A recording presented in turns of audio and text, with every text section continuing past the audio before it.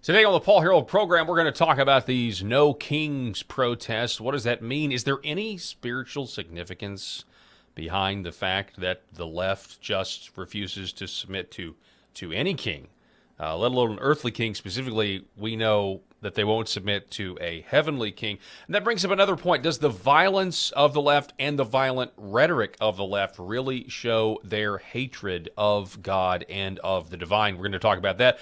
Arkansas, also, here in my home state of Arkansas, we have the University of Arkansas at Little Rock Law School. They decided to suspend a few weeks ago and now fire a law school professor because of how she reacted to the assassination of Charlie Kirk. We have all of that and much more today on the show. The Paul Harrell program starts right now.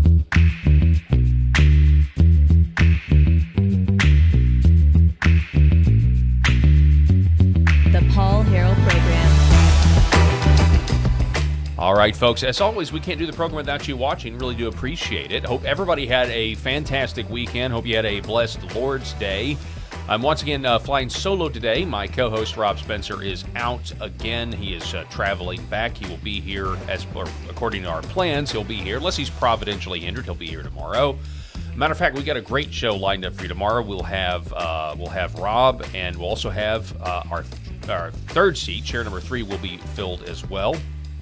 Excited to introduce you to that guest, but let's get into it. We've got a great show for you. I watched the No Kings protest. And you hear a lot of people say a lot of the coverage has been about the exaggeration.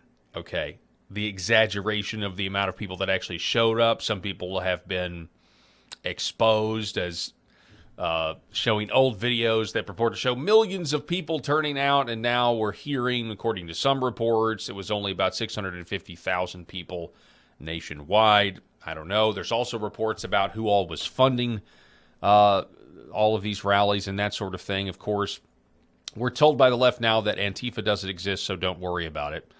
It's just a figment of our imagination. It's not a real organization, not an organization with any kind of structure, so nothing to see here.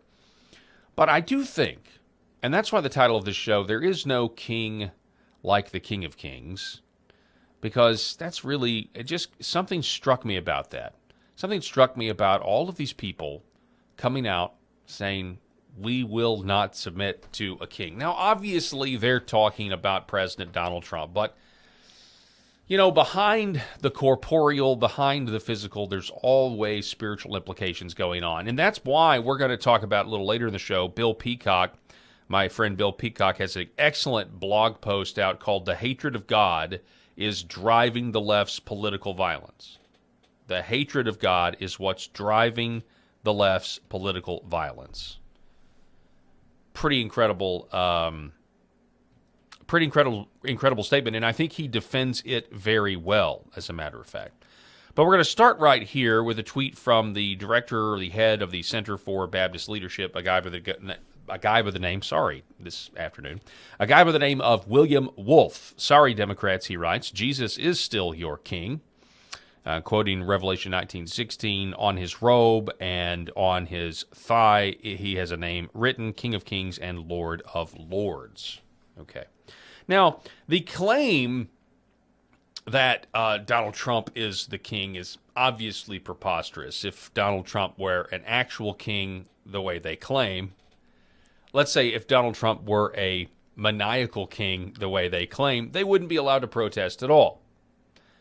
They are having these protests in an America that still allows for protests, right? And there was a lot of people, I think understandably so, that were expecting, and I certainly was warning about this as well, they were expecting potentially these protests to turn violent. I mean, I know they did in some major cities, Portland, where they directed a lot of their No Kings protests at the ICE facilities and things like that, and they had to arrest folks. They had to, fire gas in the crowds and that sort of thing. But yeah, I mean, fundamentally speaking, the whole premise is flawed. The whole premise is, no, you're actually allowed to protest. It's if Donald Trump was who you say he is, you wouldn't be allowed to protest. Although I will say the funding of all of this still needs to be investigated now that Antifa has been, called out as a terrorist organization. And I don't know, is it official that it's also an international terrorist organization? I know they talked about that in the cabinet meeting, but I'm not entirely sure if that actually came to fruition. But you know, one of the most ironic things about all of this, the most ironic thing about the No Kings protests, to me, is that they're all against the Second Amendment. That is to say, if this was really about a king, a tyrant, they would not have their anti-Second Amendment views. Now, that's not to say that there are not those calling for violence. They are. Where they will very much take advantage of the Second Amendment right that they do have, and the reason they have it is because people on the right have resisted the left for so long. You want to talk about irony, that's even more ironic in the grand scheme of things, where we have people, there's this one guy that they're trying to expose who he is, who's out there calling for violence. But at the crux of all of this is the left being brainwashed. And the media obviously fanning the flames, and here we are. Take a look at this. The calls for violence. This has now been exposed, but there was a group of Trump supporters that had pro-Trump imagery that drove by one of these No King protests in Chicago, and this is what it sounded like. So if you find down in Cartersville, Georgia. So you saw that right there. Sorry about the music there. We have this lady who is making fun of these Trump supporters, saying bang, bang, pointing to the neck. If those of you who are listening to the audio-only version of this show, essentially making this reference at Charlie Kirk, right? So people have tracked her down, and she obviously is a school teacher. I say obviously because I'm not surprised. I'm not surprised at all. Of course she's a school teacher. Of course someone like this is going to be teaching what's supposed to be as a society our most precious and valuable resource, our children. So of course she's going to be a school teacher. At this time, since she's been exposed, again, here's the lady here, this teacher, lovely gal, Andrew Clovet says it's been 36 hours, and they've now identified this lady as Lucy Martinez, confirmed to be a teacher at Nathan Hale Elementary. So she's not some, she's not some high school teacher. No, she's an elementary school teacher. Both would be bad, but elementary obviously is the worst when it comes to indoctrinating kids. The school has deleted their online presence, or at least at one point they did. They deleted their website. They deleted their X page. Now, the website, who knows, maybe it went down because so many people were trying to find out who this crazy lady is. And at least as of this morning, school has made no statement. Although I did see a report right before I came on the air that she has been fired. I do not have that confirmed, but I did see a report right before I came on air that she was terminated. Here's how President Trump responded to the No Kings protests. Over the weekend, the No Kings protests. I think it's a joke. I looked at the people. They're not representative of this country. And I looked at all the brand new signs paid for, I guess it was made for by Soros and other radical left lunatics. It looks like it was. We're checking it out. The demonstrations were very small, very ineffective, and the people were whacked out. When you look at those people, those are not representative of the people of our country. Mr. President, besides San Francisco... And by the way, I'm not a king. I'm not a king. I work my ass off to make our country great. That's all it is. I'm not a king at all. Yeah, that's you got to put yourself in his shoes for a second. From Butler to to now to being framed for treason. Yeah, are kings framed for treason? No. I mean, the whole thing is a joke. The whole thing is a joke. Do you remember when Elon Musk and Trump were on better terms and we had the Doge thing going on? You remember all that? And then they came up with the term oligarchy, which is infuriating to me. We're against oligarchy. It's infuriating to me because for the last year, like one of the key phrases. I got a buddy of mine who listens to the show. He says he and his wife, they count down, like, how long is it going to be till he says the word oligarchy? Because I've been talking about the intelligence oligarchy. That's just a phrase. Instead of intelligence community, I can't stand it when we use the word community to describe the intelligence. Likewise, the LGBTQ community, they never ascribe, that sort of word to the Christian community. No, they'll say something like, these radical Christians, these 1950s regressive Christians. But the LGBT, oh, no, they're a community. The intelligence agency, arguably one of the most evil, traitorous group of organizations in existence today, arguably. It's the intelligence community. No, these people cannot stand you and me and anyone who even dreams of holding them accountable and stopping their criminal ways, criminal conspiracies, color revolutions against you and me, the American people. It's a joke. Anyway, yeah. So the community. Back with Elon Musk. I'm sorry. Elon Musk, we stand against oligarchy. We are against oligarchy. Elon Musk is now an oligarch. Donald Trump, they're an oligarchy. I'm like, my goodness. They think that's going to play. Then that doesn't play. And then what do? Okay, no, it's about no kings. No kings. Somebody said they spent just under $300 million, all of the funding for over the weekend's protest, just under 300 million, 290 something million dollars.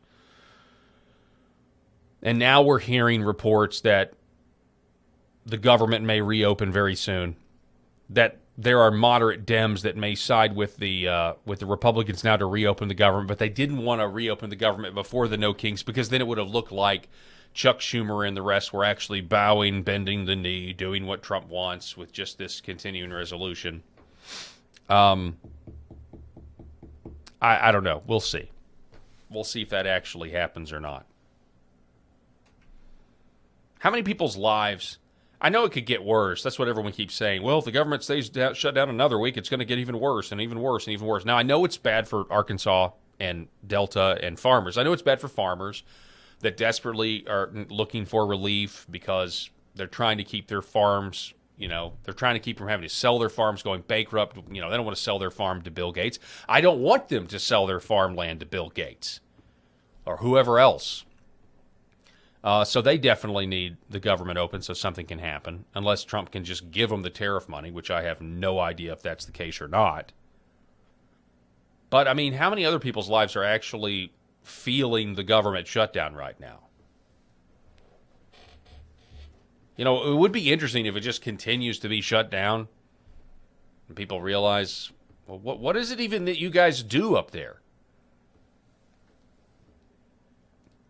Something to think about. Here's another guy, Derek Evans, writing, a young, emotional black man tells the white man that your skin color allows you certain things that it does not allow me. Let's just listen to it here. I think I've got to bleep out something or other. Listen to this. You don't deserve to be here. You do not deserve to be here, bro. You're white men. Do you know? You're white men talking about women's issues. Why does our skin color matter? Your skin color allows you certain things that it does not allow me. You're not gonna invalidate me as a black man. I'm not. I am literally emasculated every. Do not invalidate me, bro. Stop. You cannot come to a park like this. You're invalidating me by saying that. Oh, so you're the victim, right? So you're the victim? Kicking me out of the park. Yeah, you don't deserve to be here. You do not deserve to be here, bro. You do not deserve to be here with these opinions, sir. No, you see how they talk to me first? You see how they talk to me first? You're yelling. You're yelling. If you wasn't yelling and you was talking normal and calm, they wouldn't come at you first. They would come and say, what's the problem? Yeah, the last guy there is right. You're not allowed to be here with your opinions. It's actually twofold. I mean, if you really dissect it, the white people aren't allowed to be there because they're white. And then they're also not allowed to be there because of what they think and what they believe in their opinions. I think we're at a little bit of a cultural impasse. You know how I say ad nauseum that the biggest problem right now is that both sides in this country believe they have the moral high ground to the point where they don't even want to talk to each other. They don't even want to listen to each other, politically speaking. I mean, that if that's not a microcosm, if this guy right here, that guy, if he's not a microcosm of everything that is wrong right now with the country, and again, I don't know what the fix is other than winning, politically speaking. Obviously, we continue to pray for supernatural revival, Christian revival, distinctly Christian revival across the country, where people like this, their hearts are changed and they realize that they're sinners. They realize that they need God. They need Jesus Christ's saving work. But barring something like that happening, again, we continue to pray to that end. I think we just need to win politically. And the reason is because they're either going to win or we're going to win with those type of views. And because, I mean, I harbor similar views. Is it actually realistic that we're going to be able to solve the tax code? We're going to solve partiality in our tax code, which I think is evil. Let's take that issue. But we got to negotiate with Democrats who have a large contingent of their party that believe men can be women, women can be men, the whole bathroom thing, the drag show thing, drag queen story hour, all of that. They think that's well good. Not only that, they think it's moral. They think if you're against it, they're better than you. We think, no, you guys are wicked and evil. We want to protect our kids. But you want me to sit down with this person and talk about the national debt? Let's hash it out in the House Ways and Means Committee. Let's see if we can come to some sort of resolution. I mean, it's just not. We're at the point where it's time to just win, and I think largely that's why you had. I mean, you have the left right now that is absolutely in meltdown mode culturally because they've been told no.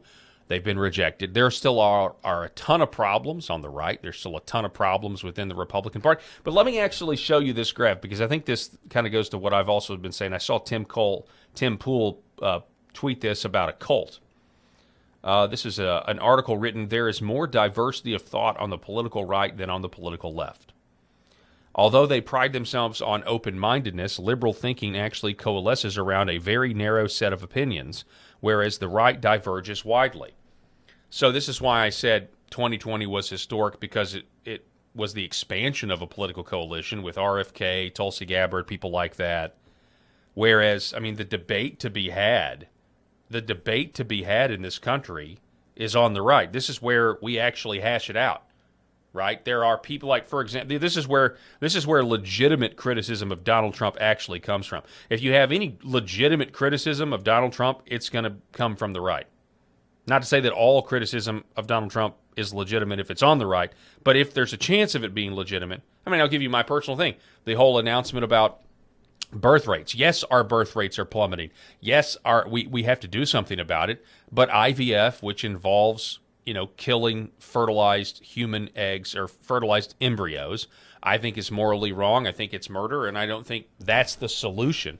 Is cheaper IVF to our situation. It would be much better if President Trump, urged Americans to pray for strong families and fertility. It would be better for him to call a national holiday. A national holiday weekend to encourage married couples to spend some time alone together. That would go a lot further, in my opinion, to doing it the right way. And there are other things too, encouraging. You could do it with a tax code, encouraging, children that way as well. So but that's my critique. I'm on the right. Maybe you think that's a dumb critique. Maybe you think that's illegitimate or whatever. But I'm saying, like, there's an actual like on the Epstein files. Still want to see those. right? But look at this graph. It's fascinating when you think about it. The Republican Party is such a ragtag coalition of all these different interests and views and debates, whereas you have the left that is just narrow-minded, and if you step out of line, they will anathematize you instantly. And we have some of that on the right as well.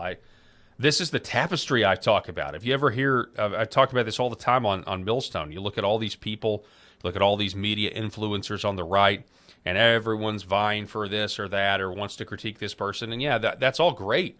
But then you have some on the right that just want to tell other people on the right to shut up and quit criticizing. And it's like, hey, wait a minute. Why can't we all just be all right with all of the voices right now? At this point, I'm like, more is better. More debate, more is better. But there are some that just want to silence, I have found. Okay, backing up to this. Okay, so then we had another call for violence at the No King. The conservatives are demanding the arrest and the investigation into this unhinged leftist, according to Eric Daugherty, No King Chicago protester who yelled at a crowd of people that you got to grab a gun. So there's at least one No Kings protester that is for the Second Amendment. You got to grab a gun. We got to turn around the guns on this fascist system. These ICE agents got to get shot and wiped out. Got to grab a gun. These ICE agents got to get shot, got to get wiped out. Kind of sounds like Jay Jones, that Democrat Attorney General candidate in Virginia. They're not going to understand how wrong they are until their children are dead. Maybe then they'll have a change of heart on policy. And we can rule the empire together as father and son. It's pretty ridiculous. Real quick, while I have your attention, I do want to tell you about Redvive Health and the great folks over at redvivehealth.org.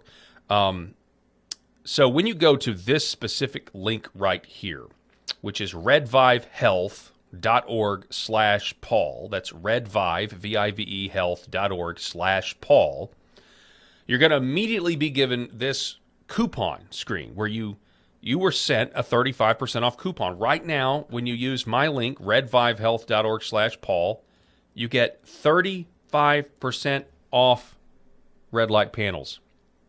This is life-saving stuff. Now, many of you have heard this before, but red light is naturally emitted by the sun, the red light and the near-infrared light. It's what happens when the sun sets at the horizon and rises at the horizon. But this is targeted doses of red light and near-infrared light. The red light is really good for your skin, increasing your collagen production, anti-aging qualities apply. It does so many more things than just that. Then there's the near-infrared light, and the near-infrared light is going to penetrate deeper into the body. It's going to reach your cells, your muscles, your tissues, your subcutaneous fat, and everything in between. And it has incredible healing powers, anti-inflammatory powers. You say anti-aging, and it can improve cognitive function, weight loss, boost your energy. If you're suffering from lack of energy, this could be a game changer for you. And I truly believe this is technology that the medical industrial complex, as well as the big pharma hamster wheel, where they just want you to be lifelong customers. I don't think they want you to know about this. I know orthopedic surgeons don't really want you to know about this generally. So this is for your health, and I want you to give them a try. You're going to look better. You're going to feel better. You're going to perform better. And if you don't believe me, I just want you to go to redvivehealth.org/Paul. That's redvivehealth.org/Paul, and just do your own research and check them out for yourself, because they have all of the scientific facts behind this, the papers, the research, the studies, all free. If you've never heard of red light therapy, now's a great time to start educating yourself. And if you don't want to go through all that rigmarole, the redvivehealth.org/Paul, which gets you the discount, you can always just call them and mention my name, and you get the 35% off. You see it right there at the top left of your screen, 844-RED-VIVE, 844-RED-VIVE, and you just mention my name, and they'll give you 35% off. So do that now. Or wait and listen to the rest of the show. Then do it later. Or do it now. You might want to just do it now. How about that? So this brings us to the question that I asked at the top of the show. Which is, hang on one second, reset here. Which is this. Our friend Bill Peacock in Texas wrote this piece October the 2nd. But it is so appropriate. I was just made aware of it today. It is so appropriate to read it today after the No Kings protest and all these calls for violence and everything else. It's just the hatred of God is driving the left's political violence. He writes, only the word of God proclaimed will bring repentance to our pagan culture. It's a fascinating piece. What do you think about that? He says here, if anyone had doubts before Charlie Kirk's assassination about whether the left or the right is responsible for most political violence in America today, the jury has now delivered a verdict. A student at Texas State University, again, this was a month ago, or this was 20 days ago, mocked Charlie Kirk and reenacted his killing. We saw all of that fallout. The events, he writes, take and even further portray a pattern of political violence emanating from the left. Many of us didn't need the reaction of Charlie Kirk's murder to see this, but the fact that so many still fail to see it suggests we should take a closer look at what is driving the left towards the violence against fellow human beings. Do they consider us fellow human beings? No, they don't. We don't have a right. I mean, what kind of leap is it from you don't have a right to be in the park with these opinions to you don't have a right to be? At its heart, he writes, the most obvious driver of progressive violence is anger. Often blunt, unreflective rage directed against conservatives and Christians who defend traditional marriage, the created distinction of male and female, the protection of unborn babies, the use of science and medicine and energy and racial unity. In progressive circles, opponents are sometimes cast in apocalyptic terms. Their views are framed as crimes against humanity and existential threats to civilization. You know, again, I keep saying this, but there are people on the right that think that about the left. Like, I mean, you look at what pharma and COVID and all that did to this country, remdesivir, the shot. I think that's a crime against humanity. And the leftists were all for that. Or an existential threat to civilization. That's what they think, we're an existential threat to civilization. But we think they're an existential threat to civilization for so many reasons, chief of which is everyone's gay. There is no civilization because no one is going to have babies. That'd be one thing to do. That'd be, by the way, back on the IVF conversation, that'd be one thing to do. Donald Trump could just say, hey, we got a birth rate crisis. Don't be gay. That'd be one thing that you could do. So both sides think they have the moral high ground here. So for everything like that's good, we really need to win. And you start by, it's a start, indictment of James Comey, indictment of John Bolton, indictment of Letitia James. These are a start, must have convictions, also designating Antifa a terrorist organization. Lots of great things happening politically. But again, I will reiterate, anything that's if you're going to have a solid foundation, it better be based on a lot more than just conservatism, whatever that is. Must be based on something eternal. At first glance, the left's anger seems to be emanating from a very disparate group: white liberals, blacks, gays, the transgendered, multinational elites, rich, poor, and more. What is it then that brings together these people from all different walks of life, economic circumstances, and agenda? He says, I believe the common denominator is their hatred of God and his people. We've seen multiple public displays of this hatred in the mocking of God. And Bill Peacock reminds us about the Los Angeles Dodgers giving us the, Sisters of the Perpetual Indulgence. You guys remember this? We also see the hatred of God and his people as a theme among many Charlie Kirk haters. What's Charlie Kirk's blanking legacy? The hate for everything non-Christian and white was recently posted on X, that exact quote. But it extends far beyond the Kirk story, he writes. Another example, MAGA is angry because they've been indoctrinated into thinking white supremacy, misogyny, homophobia, transphobia, ableism, and other bigotry is holy. They believe their God has given them dominion, and we're not respecting it. They want us to grovel and beg for forgiveness. That's how they see Christians. That's how some do.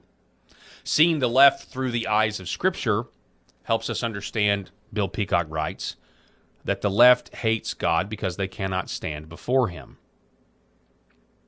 When confronted with this truth, that God has created man in his own image, male and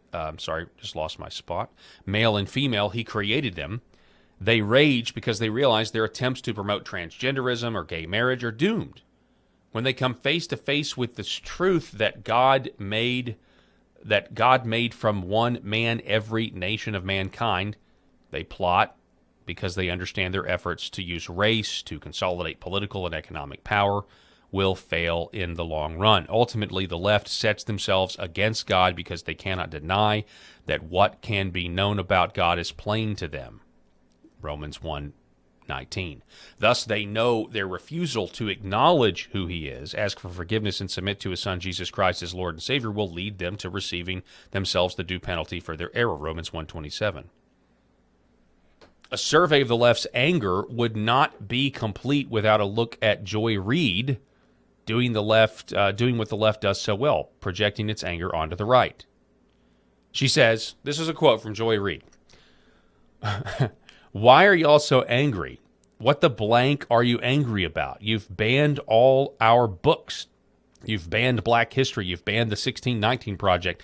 You don't have to compete with women for jobs. The people who work in museums are terrified. They're afraid to tell real history. What more do you want? What are you so angry about? So, yeah, they just constantly project. So, in the end here, he says, it's amazing to be living at this perhaps unique time in American history where President Trump and his administration are fighting back against the enemies of liberty and God like nobody has ever seen before. Like nobody's ever seen. But the left's enmity towards God reminds us that if we want to finish the job, it's going to take more than political victories. If conservatives and Christians are going to win their battle against the left, we should first grasp that as angry and violent as the left is becoming, they are all of the people most to be pitied, 1 Corinthians 15:19. This tells us that while we must resist the left in many ways, politically, legally, when necessary through lawful force, we must also pick up our Bible, share the Word of God with them. Few of us will live in civil peace until God changes the hearts of the left, and we will not experience widespread civil liberty until most of us, including the left, possess the true liberty that one can only find in Jesus Christ. Again, this story, and again, you can read it over at Excellent Thought. Let me throw that back up here. I had some framing issues with the broadcast, but the hatred of God is driving the left's political violence. I think it's exactly correct. That's what we're seeing here. That's the spiritual underbelly behind all of this, in the metacosm, if you will. So, something to think about. And let me just give you a great segue, I guess. I couldn't believe it. I mean, I can believe it, right? Nothing surprises me, but it's just so over the top, in your face. Jimmy Kimmel signaling, I'm not going anywhere. I'm doubling down. You can't cancel me.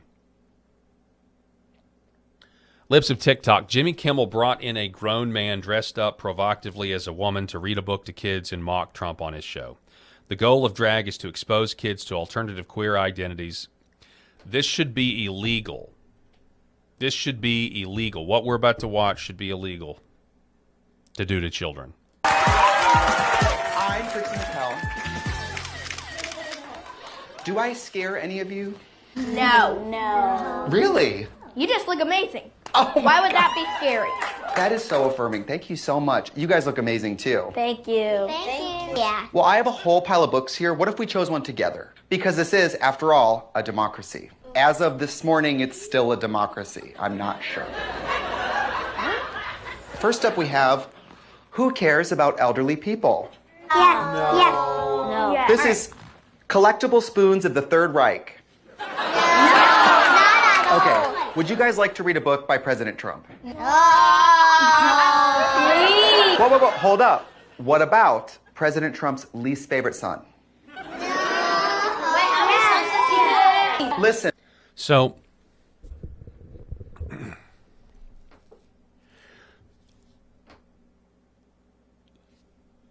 the life goals of somebody that wants to dress up as a terrifying woman when you're not a woman and read books to kids, like that's your thing in life. I want you to imagine, like, what else has gone on in this man's life to get him to the point where not only does he want to dress like this, wants to dress like the opposite sex and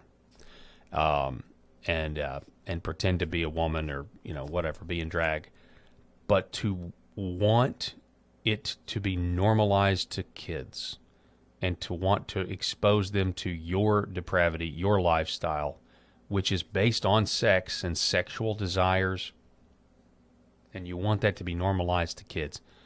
Folks, the FCC needs new decency, needs to completely overhaul the decency of network television. If this was broadcast on ABC News, or ABC, the channel ABC, as entertainment, we may not have a king, an earthly king over this country, but it's stuff like this that makes me think we deserve one. What are we doing with our freedom? This is our freedom.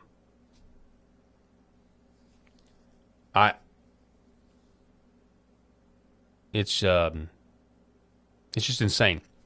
So, you know, earlier in the show, I bleeped out one of the F words. One of the reasons we're doing that now is because this program is broadcast on TV.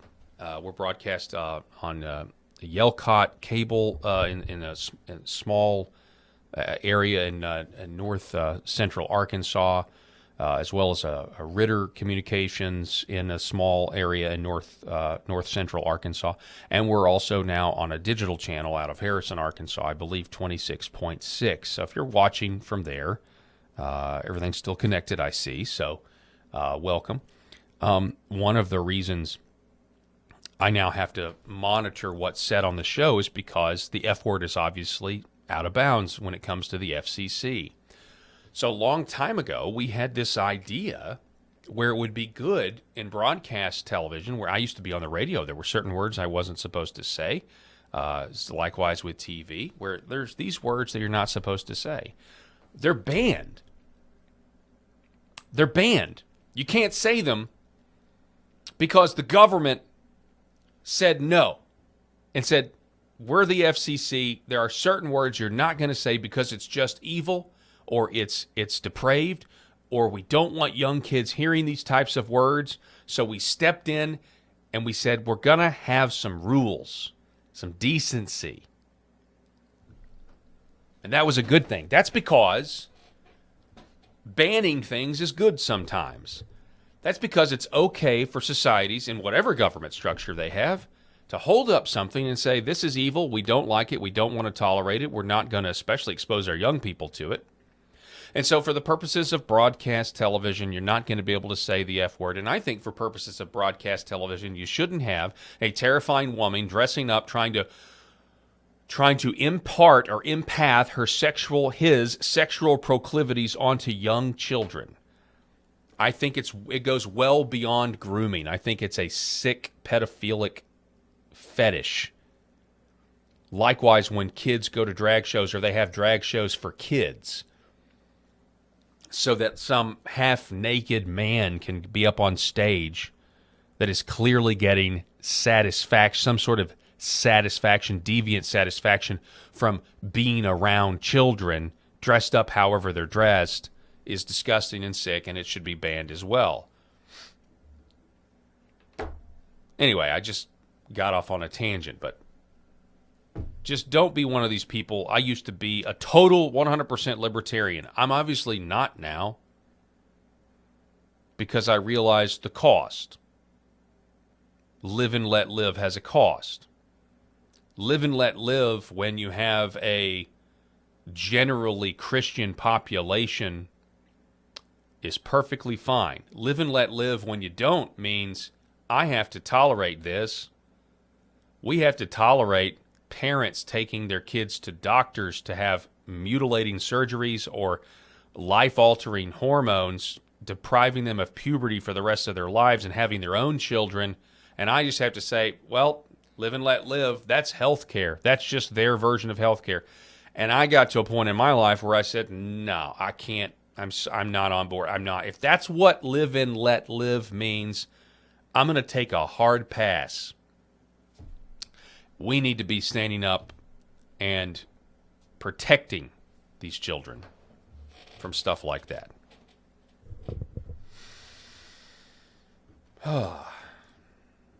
In other news, pray for Nigeria. In other news, I want you to do, this is not getting near the media coverage that it needs to get, but we've got to get the word out. I need you to tell your friends, tell your fellow church members, tell everybody to pray for Nigeria. There has been an ongoing slaughter for a long time now. Nigerian Christians are being driven from their homelands. It has to do it. There is a Muslim Christian aspect to this. There's also the government of Nigeria that wants to turn a blind eye and tell everybody it's not happening. Just like the head of South Africa said that what they were doing to the Boer farmers weren't happening, and it was, and Donald Trump dropped the video in the Oval Office in front of the South African. We need to, this is also, we need to be asking, like, what is the Trump administration going to do? We need faith leaders who have any access at all. What are we going to do for the Christians in Nigeria? What can we put, what kind of international pressure can we put on Nigeria to stop slaughtering Christians? It has to do with a couple of things. Nigerian Christians, many of them have lived in these areas for generations. They have fertile land and they are vegetable farmers. And they are very profitable. They are very, profitable is not the word, self-sustaining. They're taking care of themselves. They're feeding their families. They're selling vegetables. And then there's a cow component to this. There's a livestock component to this where the Muslim cattle farmers are wanting the vegetable, the land that the vegetables are grown, and they're going. There's that component of it too. But Nigeria is completely turning their back on Christians, and they're being slaughtered. What's on your screen here is a mother who just lost her children and had her hand chopped off. I'm not going to play the video for you because it's just the grief of a woman. And it makes me very sad. Nigeria, her Christian husband and two children aged 3 and 10 months old were slaughtered by Islamists right in front of her. She and her only surviving child, aged 7, were left for dead, and her hand was chopped off. So the church in Nigeria is being persecuted, and we need prayer for Christians in Nigeria. Megan Basham, the author of the book Shepherds for Sale, which every one of you should go out and get and read, says, pray for our brothers and sisters in Nigeria. These are people who actually qualify for refugee status and asylum, not people who came here illegally because they felt their economic status could be improved in the United States. Protestia, Nigerian pastor makes an impassioned plea over the mass slaughter and executions of Christians by Muslim extremists, condemning the government for saying it's not happening, urging folks to get weapons for self-defense, and pleading for Trump to save them. We're going to listen to this, but that's when I've seen the videos, and the videos are horrible, of the massacres. I just keep thinking to myself, how can we arm the people in Nigeria, the Christians, to protect themselves. Look at me. I'm not going to keep quiet. I'm not different from these people that are here. I'm tired of burial. I'm tired of burial. We are tired. The chairman, RCC Hyper, is tired of burial. All the clergies, we are tired. It's better for me to be in police custody. It's better for me to be in army barrack, in the cell, than to be outside performing burial every day. Burial, as he said. My brother was there too. They're tired of burials. And they expect us to silence. Now, it's an order. It's not an advice. Every one of you must be ready for self-defense. Without bias. You can't be living in the house without something to protect yourself. Had we have something, these people could have been alive. Nigerian government came out openly and denied there is no massacre, there is no genocide of Christians in Nigeria. And look at it today. Is there any Muslim here? United Nations, I know you're watching me. American Senate, you are watching what I'm doing, I'm saying here. Look, special advisor on religious matters to Trump. I know we met in India. And what I have in heart, look at it here on ground. Special advisor to Trump. Now, please tell Trump to save our life in Nigeria. He has been building to settle peace between Israel and also Hamas. Now, his attention, I'm calling your attention to Nigeria. They are killing Christians in Nigeria, massacre Christians. If they say they kill Muslims, Muslims are being killed. By who? By Muslims. After they have killed, but they have not seen the truth yet. Because if we don't speak the truth, let me tell you, our life is in danger. It's only the truth can save us in Nigeria. Only the truth. Speak the truth. I've chosen them. I want to join these people by saying the truth to the world. Telling his people around there will be more. You got to be ready to sacrifice. There'll be more. He's basically saying there's going to be more martyrs, but then at the same time appealing to powers that be that could make this stop. And you heard him say there that Muslims are also killing other Muslims. It's not just Muslims killing Christians. You have Muslims killing Muslims, but we don't hear anything about Christians mass slaughtering Muslims. They're just trying to go about their lives and the gospel in peace, and they're being slaughtered. So again, pray for the people in Nigeria. Pray for Christians in Nigeria. No one. We've heard about the Middle East ad nauseum, and I'm about to talk about the Middle East, but you don't hear about Christians. And then when we did hear about the Middle East, you didn't hear about Palestinian Christians being killed. But on that, interesting note that the Trump administration, Steve Witkoff, is essentially saying on this by the way, so in the Middle East situation, we have this great peace agreement, and then, of course, there's been a ton of explosions and bombing and everything else. And there's two official narratives. One narrative is that Hamas came up from tunnels and attacked the IDF, so then basically Israel goes in and does their thing. And then there's another narrative that there was an unexploded ordnance and a settler on a tractor triggered it, and then that was used as a pretext to commence more bombing. Here's the deal. The media lies to you about everything. We know that from COVID. We know that from January 6th. We know that from the 2020 election. We know that from so many things. And there are so many people that know that, but will believe every syllable out of the TV when it comes to foreign wars and foreign policy. And that goes for the Middle East, and that goes for Ukraine. We'll just take it, oh, well. It's like, well, they lied to you on this. Why wouldn't they lie to you about that? But the conservative treehouse, now they say that there's a ceasefire again, by the way, and it's back in place. We'll see if it continues to hold. Sundance, over the conservative treehouse, has this headline, fascinating background. The CIA was misleading Steve Witkoff and Jared Kushner on key intelligence about Hamas during critical phase of peace negotiations. He writes, a fascinating hour-long interview with Steve Witkoff and Jared Kushner as they outlined the backstory to the Israel-Hamas peace agreement in Gaza. During a segment, Witkoff and Kushner are outlining the step-by-step process as they engaged with leaders of Qatar, Turkey, and Egypt. Witkoff reveals how the CIA was briefing them both multiple times a day, and the briefing itself was exactly the opposite of what Emir of Qatar and presidents of Turkey and Egypt were telling them.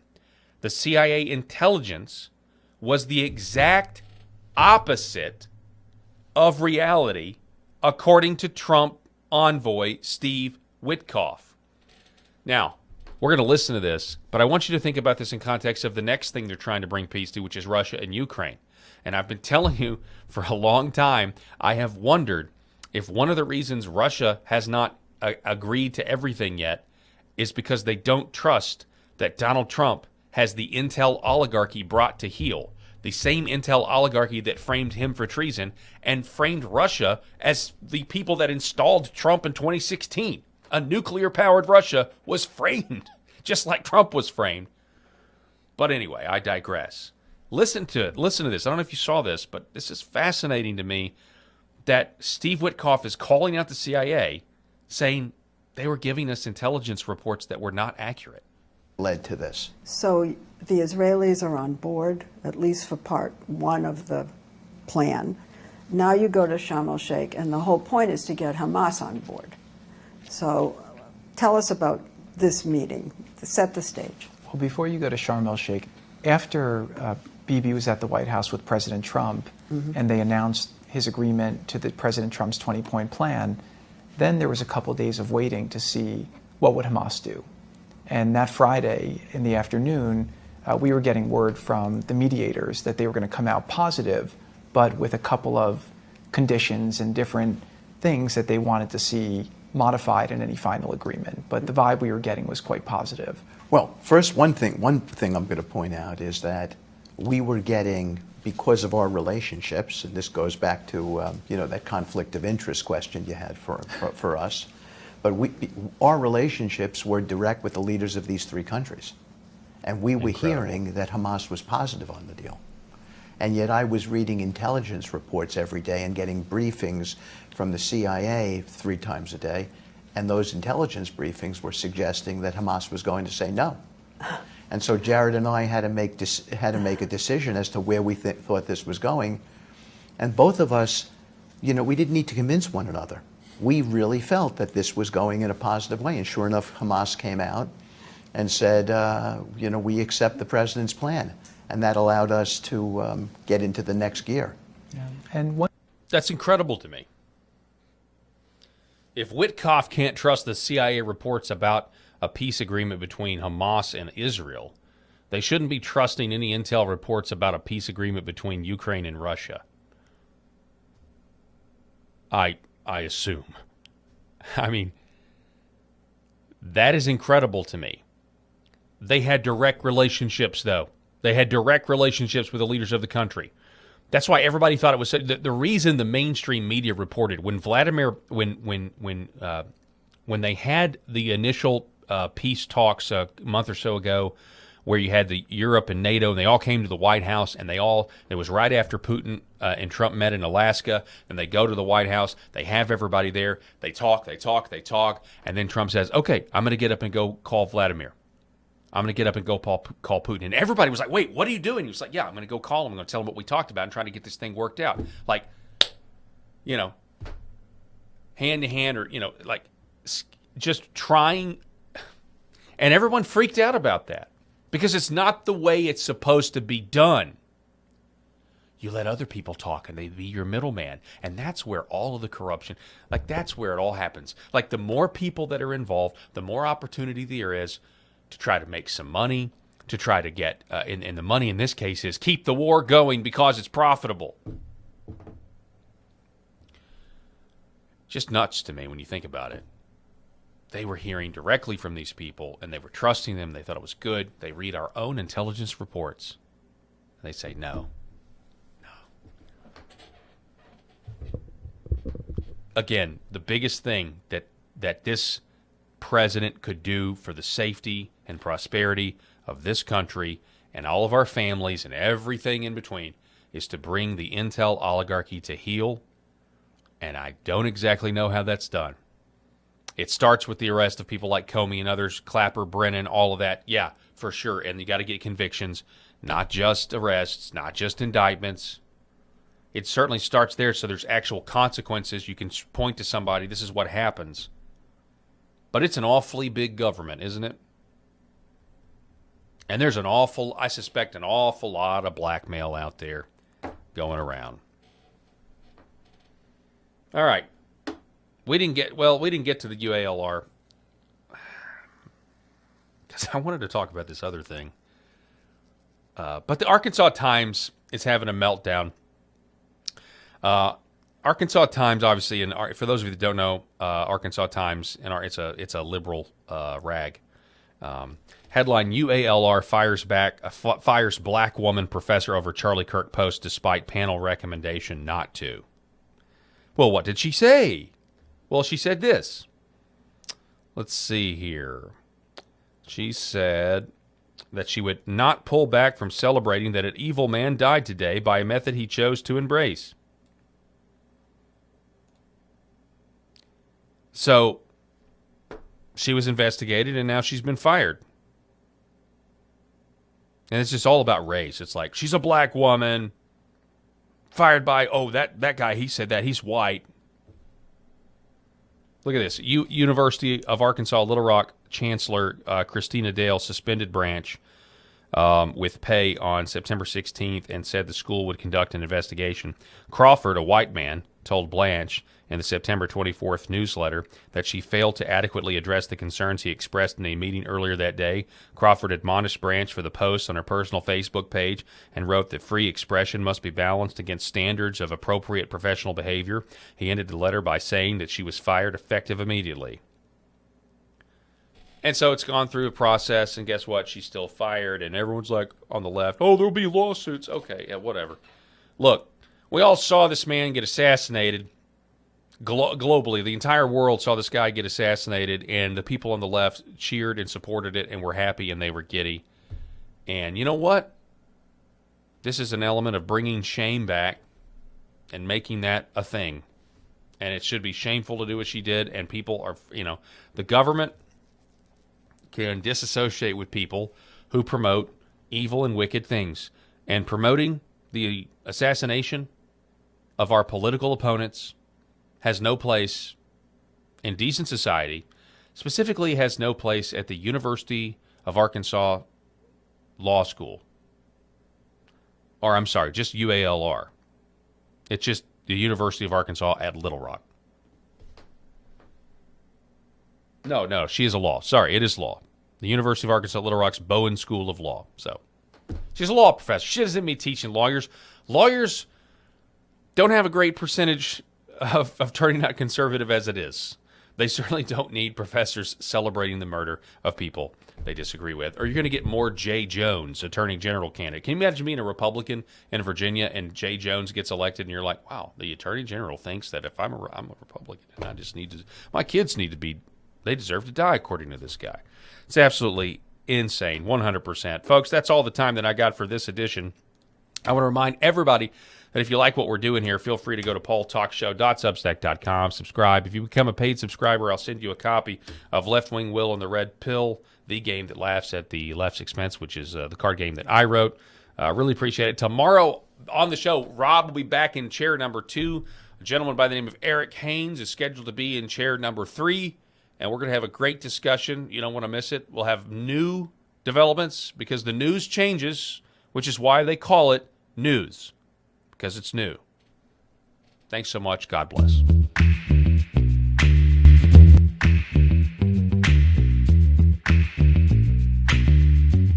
The Paul Harrell